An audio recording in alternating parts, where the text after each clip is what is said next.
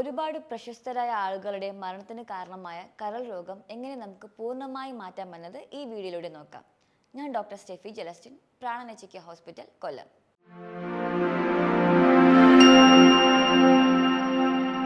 കരൾ എന്നത് ഒരു റിമാർക്കബിൾ ആയിട്ടുള്ള ഒരു ഓർഗനാണ്. അതായത് നമ്മൾ എത്ര തന്നെ ഡാമേജ് ആയാലും ഇതിന് റീജനറേറ്റ് ചെയ്യേണ്ട കപ്പാസിറ്റി വളരെ കൂടുതലാണ്.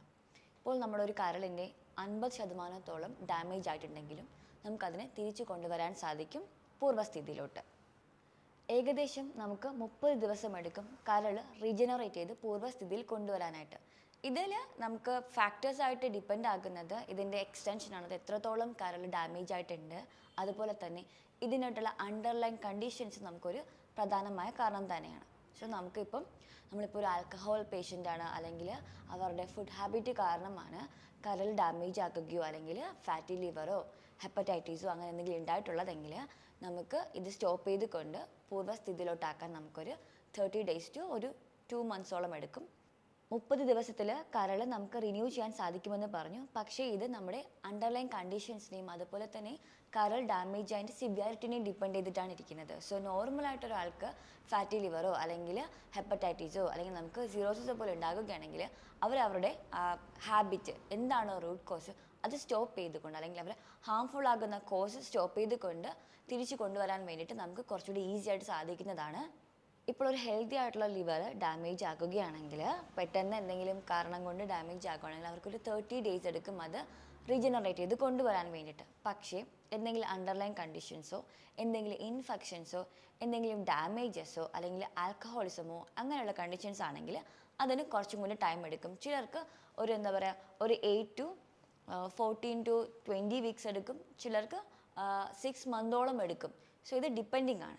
ബട്ട് നമുക്ക് കരളിനെ റീജനറേറ്റ് ചെയ്ത് കൊണ്ടുവരാൻ സാധിക്കുന്നതാണ്. ഇനി നമുക്ക് എന്തൊക്കെ ഫാക്ടേഴ്സാണ് റീജനറേഷനെ അഫക്റ്റ് ചെയ്യുന്നത് അല്ലെങ്കിൽ പ്രിവെൻറ്റ് ചെയ്യുന്നത് നോക്കാം. ഇതിൽ ഫസ്റ്റ് വൺ നമുക്ക് ഇതിൻ്റെ സിവിയാരിറ്റിനെ നോക്കേണ്ടിയിരിക്കുന്നു. കാരണം എത്രത്തോളം ലിവർ ഡാമേജ് ആയിട്ടുണ്ടെന്ന് നമ്മൾ നോക്കേണ്ടിയിരിക്കുന്നു. സോ ചിലപ്പോൾ ഒത്തിരി ടൈം എടുക്കും, ഹാഫ് ഇയർ ഒക്കെ എടുക്കേണ്ടി ചാൻസ് വരുന്നുണ്ട്. രണ്ടാമത്തേന്ന് പറയുമ്പോഴത്തേക്ക് നമുക്ക് എത്രത്തോളം അണ്ടർലൈൻ കണ്ടീഷൻസ് അല്ലെങ്കിൽ ഇൻഫെക്ഷൻസ് അതുപോലെ തന്നെ വൈറൽ ഇൻഫെക്ഷൻസ് ഒക്കെ ഒരു പ്രധാന കാരണമാണ്. ഇത് കുറച്ചും കൂടെ റീജനറേഷനെ ഇമ്പയർ ആക്കുന്നു അല്ലെങ്കിൽ സ്ലോ ഡൗൺ ചെയ്യുന്നു. അതുപോലെ തന്നെ നമുക്ക് ഈ ലിവർ ഡാമേജ് ആകാൻ പല കാരണങ്ങളുണ്ടായിരിക്കും. ഇപ്പം സ്മോക്കിംഗ് ഉണ്ടായിരിക്കാം, ആൽക്കഹോളിസം ഉണ്ടായിരിക്കാം, ഫുഡ് ഹാബിറ്റ് ഉണ്ടായിരിക്കും. സ്റ്റിൽ നമ്മൾ അതിൽ സ്റ്റിക്ക് ഓൺ ചെയ്തിരിക്കുകയാണെങ്കിലും ഈ റീജനറേഷൻ ഇമ്പയർ ആക്കുന്നുണ്ട്. സോ അതൊന്ന് മാറി അത് സ്റ്റോപ്പ് ചെയ്ത് കൊണ്ടുവരുന്നത് നമുക്ക് പെട്ടെന്ന് തന്നെ റിക്കവറിക്ക് കാരണമാക്കുന്നു. റിസർച്ചേഴ്സ് പറയുന്നത് ഇപ്പോൾ നമ്മൾ ഒരു 2 to 3 weeks വരെ ആൽക്കഹോൾ കൺസപ്ഷൻ സ്റ്റോപ്പ് ചെയ്യുകയാണെങ്കിൽ നമുക്ക് പെട്ടെന്ന് തന്നെ നമ്മുടെ ലിവറിനെ റീജനറേറ്റ് ചെയ്ത് കൊണ്ടുവരാൻ സാധിക്കുമെന്നതാണ്. കരൾ രോഗത്തിൻ്റെ പ്രധാനമായിട്ടുള്ള ലക്ഷണങ്ങളെന്ന് പറയുന്നത് നമുക്ക് വിശപ്പില്ലായ്മ, അതുപോലെ തന്നെ ടയർഡായി തോന്നുക, കൂടെ ശരീരത്തിൽ സ്കിന്നിൽ ഉണ്ടാകുന്ന ചേഞ്ചസ്, വിറ്റമിൻ ഡി ഡെഫിഷ്യൻസി, ഇതൊക്കെ ഒരു പ്രധാന ലക്ഷണങ്ങളാണ്.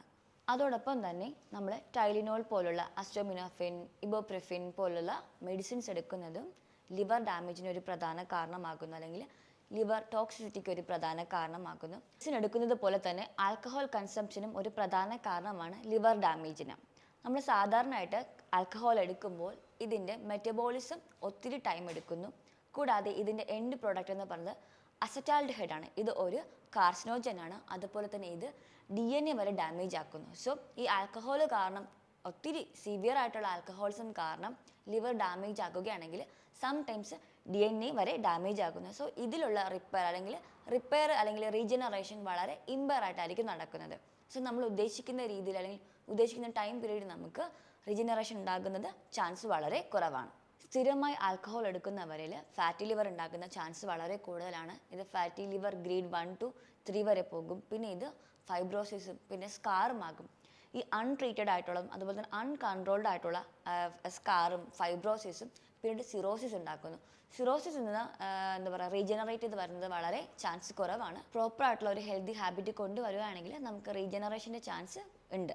ഇപ്പോൾ നമ്മൾ എന്തുകൊണ്ടാണ് ഈ ലിവർ അല്ലെങ്കിൽ ഈ കരൾ ഡാമേജ് ആകുന്നതിനെ കുറിച്ച് നോക്കി, അതുപോലെ തന്നെ നമുക്ക് കരൾ റീജനറേറ്റ് ചെയ്ത് കൊണ്ടുവരാനുള്ള ചാൻസ് വളരെ കൂടുതലാണെന്ന് നോക്കി, അതിൻ്റെ സിംറ്റംസ് ഒക്കെ നോക്കി. ഇനി നമുക്ക് ഇപ്പോൾ നമ്മുടെ കരൾ പ്രോപ്പറായിട്ടുള്ള ഒരു ഹെൽത്തി ഹാബിറ്റ് കൊണ്ടുപോകുകയാണെങ്കിൽ നമുക്ക് റീജനറേഷൻ റിവേഴ്സ് ചെയ്യാവുന്നതാണ്.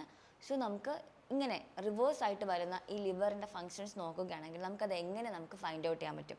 നമുക്ക് കുറച്ചുകൂടി നമ്മൾ ആക്റ്റീവ് ആയിരിക്കും, നമുക്ക് പ്രോപ്പറായിട്ടുള്ള ആപ്പിറ്റൈറ്റ് കാണും, നമ്മുടെ വെയിറ്റ് നോർമലായിരിക്കും, അതുപോലെ തന്നെ നമുക്ക് പ്രോപ്പർ സ്ലീപ്പ് കാണും, നമ്മുടെ മെറ്റബോൾസും ഒക്കെ ഓക്കെ ആയിരിക്കും, കൂടാതെ നമുക്ക് വിറ്റമിൻ ഡിയുടെ ലെവലും നോർമലാകും. ഇതൊക്കെയാണ് നമുക്ക് കരൾ ആക്റ്റീവായിട്ട് തുടങ്ങിയാൽ നമ്മുടെ കരൾ പ്രോപ്പറായിട്ട് ഫങ്ഷനിങ് ചെയ്ത് തുടങ്ങിയാലുള്ള നമുക്കുള്ള സിംറ്റംസ്.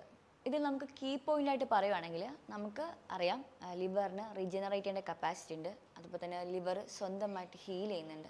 പക്ഷെ നമ്മൾ ചെയ്യേണ്ടതെന്ന് വെച്ചാൽ നമ്മൾ ചെറിയ ചെറിയ ചേഞ്ചസുകൾ നമ്മുടെ ലൈഫിൽ കൊണ്ടുവരിക.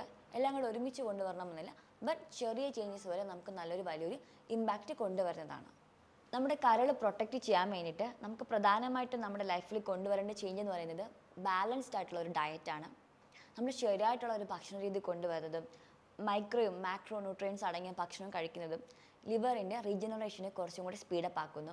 അതുപോലെ തന്നെ നമ്മൾ മൂവ് ഓൺ ചെയ്യുക, അതായത് ബോഡി മൂവ്മെൻറ്റ് കൊടുക്കുന്നത് വളരെ നല്ലതാണ്. അപ്പോൾ നമുക്ക് ഫിസിക്കൽ ആക്ടിവിറ്റീസ് മെയിൻറ്റെയിൻ ചെയ്യുക, എക്സസൈസ് ചെയ്യുക, സ്വിമ്മിങ് ചെയ്യുക, അതുപോലെ തന്നെ നമുക്ക് യോഗ പ്രാക്ടീസ് ചെയ്യുന്നതും പെട്ടെന്നുള്ള റീജനറേഷന് ഹെൽപ്പ് ചെയ്യുന്നു. അതോടൊപ്പം തന്നെ ഹൈ ഫ്രക്ടോസ് കണ്ടൻറ്റുള്ള ഫുഡ് കഴിക്കുന്നതും അതുപോലെ തന്നെ ഹൈ റിഫൈൻഡ് ആയിട്ടുള്ള ഫുഡ് കഴിക്കുന്നതും മാക്സിമം ഒഴിവാക്കുക. ഇവ കൂടുതലായിട്ടും ഇൻഫ്ലമേഷൻ ഉണ്ടാക്കുകയും സൈറ്റോകൈൻ്റെ പ്രൊഡക്ഷന് കാരണമാക്കുകയും ചെയ്യുന്നു. സോ ഇവ വീണ്ടും വേഴ്സൺ ആക്കത്തേ ഉള്ളൂ. സോ കഴിവതും ഈ ഹൈ ഫ്രക്ടോസ് കണ്ടൻറ്റും ഹൈ ഷുഗറി കണ്ടൻറ്റുമുള്ള ഭക്ഷണങ്ങൾ ഒഴിവാക്കുക. അതോടൊപ്പം തന്നെ നമ്മുടെ ബിപിയും അതുപോലെ തന്നെ ഷുഗർ ലെവലും മാനേജ് ചെയ്ത് കൊണ്ടുപോകുക, വെയിറ്റ് മാനേജ് ചെയ്ത് കൊണ്ടുപോകുക. നമ്മൾ കഴിവതും ഇപ്പോൾ ഒരു 80 kg ഉള്ള ഒരാൾക്ക് ഫാറ്റി ലിവറോ അല്ലെങ്കിൽ കരൾ സംബന്ധമായ അസുഖം ഉണ്ടെങ്കിൽ അവരുടെ വെയിറ്റിൻ്റെ 10% കുറച്ചാൽ മതി. അതായത് ഒരു 8 to 9% കുറയ്ക്കുമ്പോൾ തന്നെ അവരുടെ ഫാറ്റി ലിവർ അല്ലെങ്കിൽ കരൾ രോഗം ഒരു പരിധി വരെ നമുക്ക് മാനേജ് ചെയ്യാവുന്നതാണ്.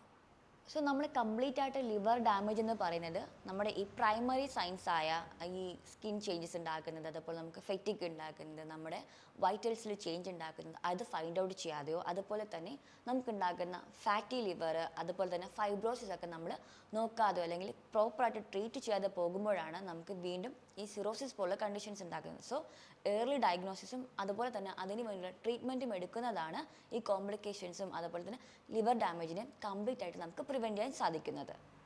ഇൻഫ്ലമേഷൻ ഉണ്ടാക്കുന്നത് അല്ലെങ്കിൽ ഈ ഹെപ്പറ്റൈറ്റിസ് ഉണ്ടാക്കുന്നത് ഓവറായിട്ട് ആൽക്കഹോൾ കൺസ്യൂം ചെയ്യുമ്പോൾ അതുപോലെ തന്നെ ഓട്ടോ ഇമ്യൂൺ ഡിസീസ് കണ്ടീഷൻ സമയത്തും അതുപോലെ തന്നെ വൈറൽ ഇൻഫെക്ഷൻ സമയത്തുമാണ് ഈ ഹെപ്പറ്റൈറ്റിസ് അല്ലെങ്കിൽ ഈ ഇൻഫ്ലമേഷൻ ഉണ്ടാക്കുന്നത്. ഇത് ട്രീറ്റ് ചെയ്യാതെ പോകുമ്പോൾ ഇത് സ്കാറിങ് ഉണ്ടാകുന്നു, ഫൈബ്രോസിസ് ഉണ്ടാകുന്നു, തുടർന്ന് ഇത് സിറോസിസ് ആയിട്ട് മാറുകയും ലിവർ ഫെയിലിയർ അല്ലെങ്കിൽ ലിവർ ഡാമേജിന് കാരണമാകുകയും ചെയ്യും. ലിവർ ഡാമേജിൻ്റെ ഫൈനൽ സ്റ്റേജാണ് ലിവർ സിറോസിസ് എന്ന് പറയുന്നത്. സ്റ്റിൽ നമുക്ക് റിവേഴ്സ് ചെയ്യാനുള്ള ചാൻസ് കൂടുതലാണ്. സോ നമ്മൾ ഈ ഫുഡ് ഹാബിറ്റും അതുപോലെ തന്നെ അണ്ടർലൈൻ കണ്ടീഷൻസ് നമ്മൾ സ്റ്റോപ്പ് ചെയ്യുന്നതിലൂടെ നമുക്ക് ലിവർ ഡാമേജിന് റിവേഴ്സ് ചെയ്ത് കൊണ്ടുപോകാവുന്നതാണ്. സോ ഒരിക്കലും ലിവർ സിറോസിസ് വന്നാലും ഒത്തിരി ലേറ്റ് ആയിട്ടില്ല. നമ്മൾ ഈ അണ്ടർലൈൻ കണ്ടീഷൻസിനെ സ്റ്റോപ്പ് ചെയ്തുകൊണ്ടും ഈ ഹാംഫുൾ ആയിട്ടുള്ള ആൽക്കഹോളും സ്മോക്കിങ്ങും സ്റ്റോപ്പ് ചെയ്ത് പ്രോപ്പർ ഡയറ്റും പ്രോപ്പറായിട്ടുള്ള ഒരു ഫിസിക്കൽ ആക്ടിവിറ്റീസും അതുപോലെ തന്നെ പ്രോപ്പർ സ്ലീപ്പും കൊടുക്കുന്നതിലൂടെ നമുക്ക് റിവേഴ്സ് ചെയ്യാവുന്നതാണ്. സോ നമുക്കിത് മാനേജ് ചെയ്ത് കൊണ്ടുപോകാമെന്ന് നമുക്ക് നോക്കാം. സോ നമ്മളിപ്പോൾ നോക്കുന്നത് എങ്ങനെ നമുക്ക് ഈ ലിവർ ഡാമേജിനെ റിവേഴ്സ് ചെയ്യാമെന്നതാണ്. ഫസ്റ്റ് വൺ, എന്താണോ ഹാം ആയിട്ടുള്ളത് അത് നമ്മൾ സ്റ്റോപ്പ് ചെയ്യുക എന്നതാണ്. ഞാൻ നേരത്തെ പറഞ്ഞു ആൽക്കഹോൾ ഒരു പ്രധാന കാരണമാണ്. അതുപോലെ തന്നെ നമ്മുടെ ഓവർ വെയ്റ്റ്, അൺഹെൽത്തി ആയിട്ടുള്ള food habit, lack of physical exercise, അതുപോലെ തന്നെ ഉറക്കക്കുറവ്, ഇതൊക്കെ നമ്മൾ റിവേഴ്സ് ചെയ്ത് കൊണ്ടുവരികയാണെങ്കിൽ നമുക്ക് റീജനറേഷനെ കുറച്ചും കൂടെ സ്പീഡപ്പ് ചെയ്ത് കൊണ്ടുവരാൻ സാധിക്കുന്നതാണ്. സോ നമ്മൾ ആൽക്കഹോൾ അവോയ്ഡ് ചെയ്യണം, പ്രോപ്പർ സ്ലീപ്പ് കൊണ്ടുവരണം, നമ്മുടെ ഫിസിക്കൽ ആക്ടിവിറ്റി മെയിൻറ്റെയിൻ ചെയ്യണം, നല്ല ബാലൻസ്ഡ് ആയിട്ടുള്ള ഫുഡ് കഴിക്കണം. ഇതൊക്കെ ചെയ്യുമ്പോൾ തന്നെ നമുക്ക് ലിവർ ഡാമേജിനെ പ്രിവെൻറ്റ് ചെയ്യാനും റിവേഴ്സിനെ ഇൻഡ്യൂസ് ചെയ്യാനും സാധിക്കുന്നതാണ്. ഇത് നമുക്ക് പ്രധാനമായിട്ടും ഭക്ഷണത്തിൽ ആഡ് ചെയ്യേണ്ടത് നമുക്ക് കോഫി കുടിക്കുന്നത് വളരെ നല്ലതാണ്. ഈ കോഫിയിലുള്ള കഫെയിനും അതുപോലെ തന്നെ അതിലുള്ള ഫ്ലേവനോയിഡ്സും ഹെപ്പറ്റോ പ്രൊട്ടക്റ്റീവായിട്ട് ആക്ട് ചെയ്യുന്നു. സോ ഈ ഫാറ്റി ലിവർ ഉള്ളവർക്കും ഈ ലിവർ ഡാമേജ് ഫേസ് ചെയ്യുന്നവർക്കും റെഗുലറായിട്ട് ഡെയിലി കോഫി എടുക്കാവുന്നതാണ്. അതുപോലെ തന്നെ ഈ വളരെ ഫാറ്റി ആയിട്ടുള്ള ഫുഡ് അവോയ്ഡ് ചെയ്യുന്നത് വളരെ നല്ലതാണ്. ഇത് ഫാറ്റി ലിവറിൻ്റെ ഗ്രേഡ് കുറയ്ക്കാൻ സഹായിക്കുന്നു. ലിവർ ഡാമേജ് ഉള്ളവർ റെഗുലറായിട്ട് ഷുഗർ കെയിൻ ജ്യൂസ് എടുക്കുന്നത് വളരെ നല്ലതാണ്. ഇത് ഫൈബർ റിച്ച് ആണ്. സോ ഇത് നമ്മുടെ ഫാറ്റ് അബ്സോർപ്ഷൻ കൂട്ടുന്നു. രണ്ടാമത്തേത് ഇത് ആൻറ്റി ഓക്സിഡൻറ്റ് റിച്ച് ആണ്. ഇതിലുള്ള ഫ്ലവനോയിഡ്സ് നമുക്ക് ഉണ്ടാകുന്ന ഓക്സിഡേറ്റീവ് ഡാമേജസിനെ പ്രിവെൻറ്റ് ചെയ്യുന്നു. അതുപോലെ തന്നെ റെഗുലറായിട്ട് കേർഡ് എടുക്കുന്നത് വളരെ നല്ലതാണ്. ഭക്ഷണത്തിൽ വിറ്റമിൻ ഇ റിച്ച് ആയിട്ടുള്ള ഫുഡുകൾ കഴിക്കുന്നത് വളരെ നല്ലതാണ്. കാരണം വിറ്റമിൻ ഇ റിച്ച് ആയിട്ടുള്ള ഫുഡുകൾ ആൻറ്റി ഓക്സിഡൻ്റ് ആണ്. ഇത് നമ്മുടെ ലിവറിൻ്റെ ഡാമേജിനെ പ്രിവെൻറ്റ് ചെയ്യുന്നതിന് ഒരു ഹെപ്പറ്റോ പ്രൊട്ടക്റ്റീവായിട്ട് ആക്ട് ചെയ്യുകയും ചെയ്യുന്നു. കൂടാതെ ക്രൂസിഫറസ് വെജിറ്റബിൾസ് ആയ ക്യാബേജ്, ബ്രോക്കലി, ബ്രൂസൽസ് ഇതൊക്കെ എടുക്കുന്നത് വളരെ നല്ലതാണ്. അതുപോലെ തന്നെ വളരെ ഇമ്പോർട്ടൻ്റ് ആണ് വിറ്റമിൻ ഇ റിച്ച് ആയിട്ടുള്ള ഫുഡ് ഐറ്റംസ് എടുക്കുന്നത്, വിറ്റമിൻ സി റിച്ച് ആയിട്ടുള്ള ഫുഡ് ഐറ്റംസ് എടുക്കുന്നത്. അതുപോലെ തന്നെ എഗ് വൈറ്റ് റെഗുലറായിട്ട് എടുക്കുന്നത് വളരെ നല്ലതാണ്. പിന്നെ നമുക്ക് ഇൻ്റർമീഡിയൻറ്റ് ഫാസ്റ്റിംഗ് പ്രാക്ടീസ് ചെയ്യാവുന്നതാണ്. വിറ്റമിൻ സി റിച്ച് ആയ ലെമൺ ജ്യൂസ് എടുത്തുകൊണ്ടോ അല്ലെങ്കിൽ നമുക്ക് ടെൻഡർ കോക്കനട്ട് വാട്ടർ എടുത്തുകൊണ്ടോ നമുക്ക് ജ്യൂസ് ഫാസ്റ്റിംഗ് പ്രാക്ടീസ് ചെയ്യാം. ഇല്ലെന്നുണ്ടെങ്കിൽ നമുക്ക് ഇൻ്റർമീഡിയൻറ്റ് ഫാസ്റ്റിംഗ് പ്രാക്ടീസ് ചെയ്യാവുന്നതാണ്. ഇത് നമ്മുടെ റീജനറേഷനെ ഇൻഡ്യൂസ് ചെയ്യുകയും പെട്ടെന്നുള്ള റിവേഴ്സ് ആയിട്ടുള്ള അല്ലെങ്കിൽ പെട്ടെന്നുള്ള ഒരു റീഗ്രോയ്ക്ക് ഹെൽപ്പ് ചെയ്യുകയും ചെയ്യുന്നു. അപ്പോൾ ഇത്രയും പറഞ്ഞ കാര്യങ്ങളിൽ എന്തെങ്കിലും ഡൗട്ട് ഉണ്ടെങ്കിൽ താഴെ കാണുന്ന നമ്പറിൽ കോൺടാക്റ്റ് ചെയ്യാവുന്നതാണ്. പുതിയൊരു ഹെൽത്ത് ടോപ്പിക്കുമായി വീണ്ടും കാണാം. നന്ദി.